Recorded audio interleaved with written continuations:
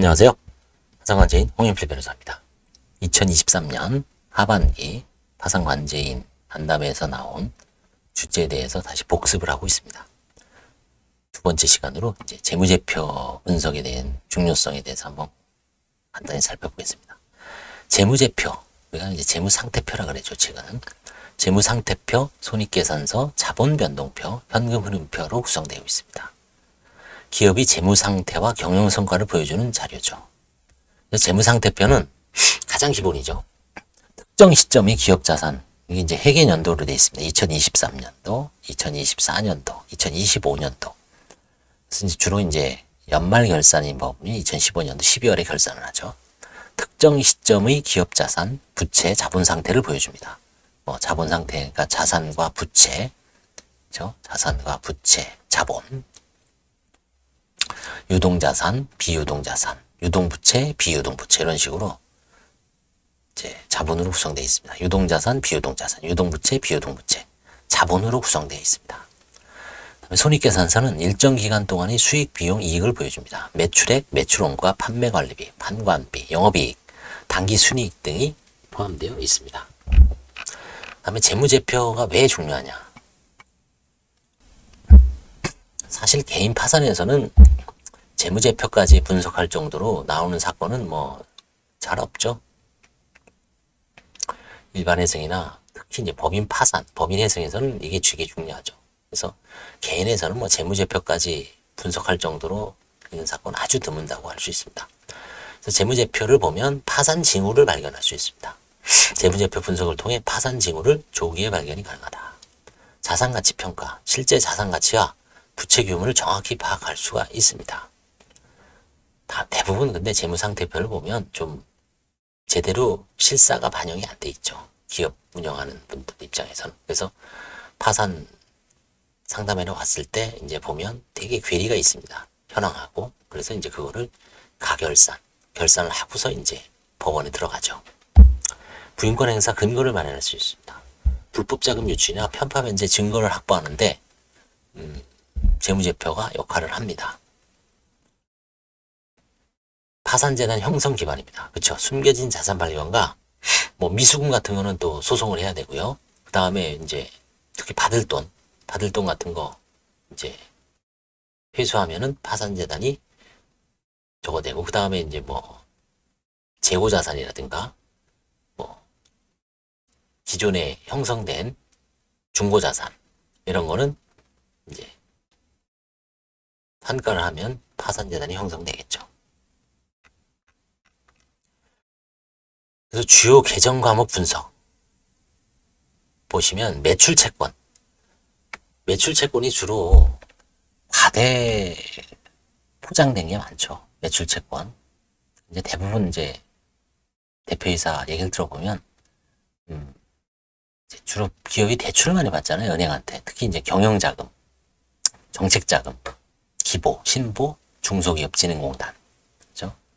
이런 데서 이제 대출을 받아야 되기 때문에 기존 이 매출 채권 재고자산 이런 거를 좀 현실과 안 맞게 좀 부풀리는 경향이 있죠. 그래서 이제 그런 변명을 많이 하죠. 그래서 과대 포장된 매출액을 이제 확인을 해야 되고요. 파산 관련 시사점은 허위 매출 가능성을 검토해야 된다. 그렇죠. 허위. 대부분 이제 허위가 많죠. 이제 변명을 그 신문사항에다 씁니다. 이거는 대출 연장을 위해서 그냥 가공의 어떤 허위 매출을 그대로 기재한 거다. 그럼 또 법인 파산에서는 또 넘어가기도 하죠.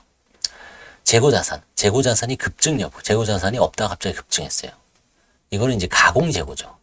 또는 불량재고를 확인해야 된다. 이 가공재고, 이익을 불리기 위해서 이익을 왜 불릴까요? 이익을 불려야지 이제 대출 연장이 되거나 그런 게 있죠, 또. 대부분 이제 기업들은 1년 단위로 대출이 연장됩니다. 기보, 신보. 이 금액이 몇 천이 아니라 보통 1억에서 한 5억 정도 되죠. 조그마한 기업이라도. 그 연장을 받기 위해서는 이 재무제표에 신경을 안 쓸 수가 없죠.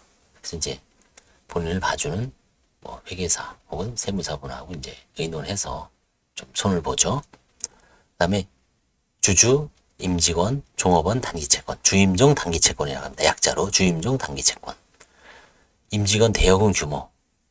임원이 돈을 가져가거나 이제 그쵸 가져가는 거죠.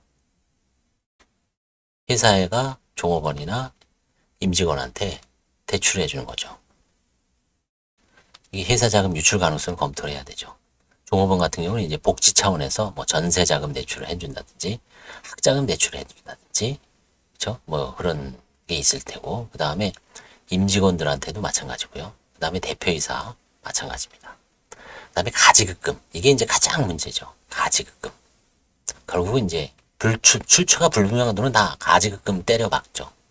그래도 나중에 보면 폐업할 때 보면 가지급금이 5억이냐 3억이냐 뭐 엄청납니다. 여기에 대한 이제 세무서가 뭐 또 인정상여로 봐서 이제 소득세, 소득세를 부과를 하죠. 그러면 소득세만 해도 뭐 5억이면 한 1억 정도 나오죠. 상당한 이게 이제 문제입니다. 불분명한 자금 지출은 여기다 다 때려박죠.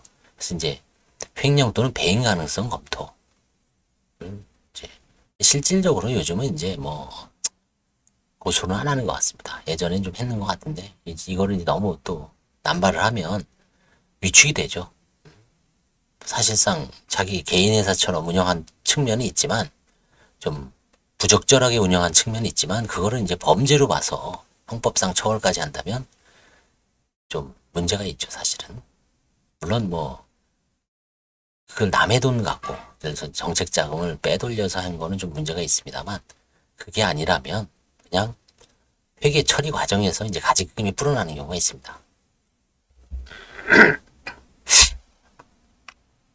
매출 채권 분석 사례. 이걸 보시면 이제 2018년, 19년 매출액이 늘어납니다. 그러다 2021년까지 급성장하다 2020년도 줄어들죠. 그 다음에 매출액이 이렇게 늘다가 줄고 매출 채권은 늘다가 계속 늘어납니다. 2021년과 2022년 매출액 대비 매출 채권이 매출액에 비해서 매출 채권이 급증한 것은 매출이 실제로 발생했는지 의심된다. 이게 이제 이 매출이 가공 매출일 수도 있는 거죠. 매출은 감소했으나 매출 채권이 증가한 것은 허위 매출 가능성을 시사한다. 이분은 이제 이 관제인님은 이제 경영학과 나왔을 거예요. 경영학과를 나와서 이제 늘 대학에서 경영학을 전공해서 이런 부분은 이제 바삭하죠. 그다음에 재고자산 분석 사례. 2019년, 2020년 재고자산. 재고자산이 0원이었는데 매출액이 4억 3천. 2020년엔 재고자산이 0원인데 9억 3천. 2021년도는 재고자산이 1억 2,800. 매출액은 얼마입니까? 10만, 100만, 1000만, 10억. 이 사례는 분석 결과 2019년에서 2020년에는 재고자산이 없었으나 2021년 갑자기 1억 2천만 원 이상의 재고자산이 발생했다. 매출 증가율에 비해 재고자산 증가가 과도하여 가공 재고 가능성이 있다. 이거 가공이라는 얘기죠. 재고자산을 이렇게 늘려서 매출액을 불린 거죠. 뭔가 이 당시에 이슈가 있었던 거죠. 이벤트가 있었던 거죠. 회사에서 뭐 주로 이제 기보, 신보 아니면 뭐 신주 발행이라든지 대외적으로 회사가 건전하다는 것을 보이게 한 어떤 뭔가 이벤트가 있었기 때문에 이런 식으로 이제 좀 분식회계를 한 거죠. 그 다음에 주임종 단기채권, 주주, 임원, 종업원. 문제점 발견. 전체 자산의 44%가 임직원 단기 대여금으로 구성되어 있습니다. 위험신호.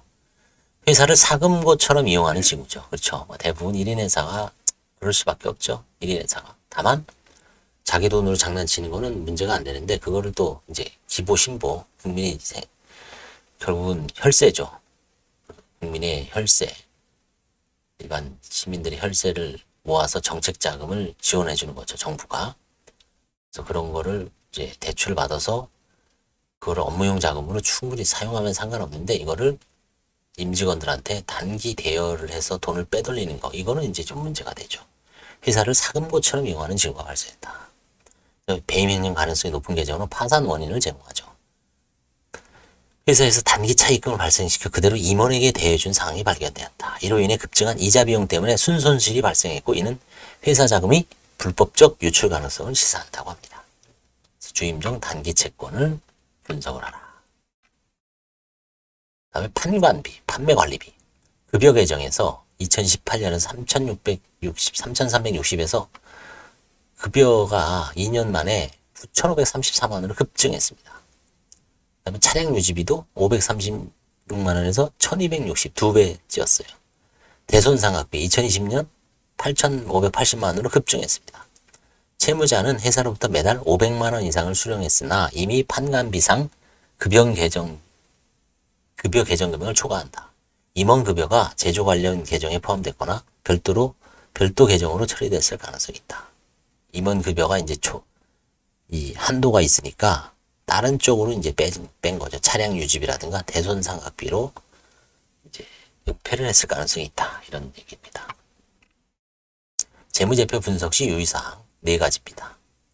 첫째, 계정 과목 간 연관성, 매출액과 매출채권, 차입금과 이자 비용 등 관련 계정 간 연관성을 확인해야 된다. 이런 것도 사실은 뭐 회계학을 경영학이나 이런 회계학을 정밀적으로 배우지 않으면 사실 늘 이런 식으로 회계적으로 사고하기가 힘들죠. 추세를 분석하라. 여러 기관의 재무제표를 비교하여 비정상적 변동을 패턴을 파악을 합니다. 그 다음에 비율을 분석합니다. 매출채권 회전율, 재고자산 회전율 등 주요 비율을 지표를 검토하고 있습니다. 그 다음에 이제 원장 확인, 이게 가장 중요하죠. 이런 거는 할 수 있죠. 의심스러운 계정은 세부 원장을 확인하여 실제 거래 내역을 검증하라. 원장 가져오십시오 라고 하면 사실은 이제 게임 끝난 거죠. 거기서는 다 거의 밝혀질 가능성이 높습니다.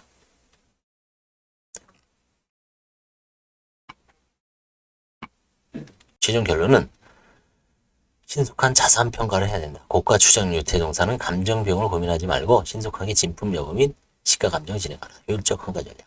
다량의 재고물품은 거래 관행을 조사하여 신속한 환가 진행 또 강화한 환가 포기를 결정하라. 적극적으로 부인하라. 일단 재무제표 관련해서는 이게 결론이죠.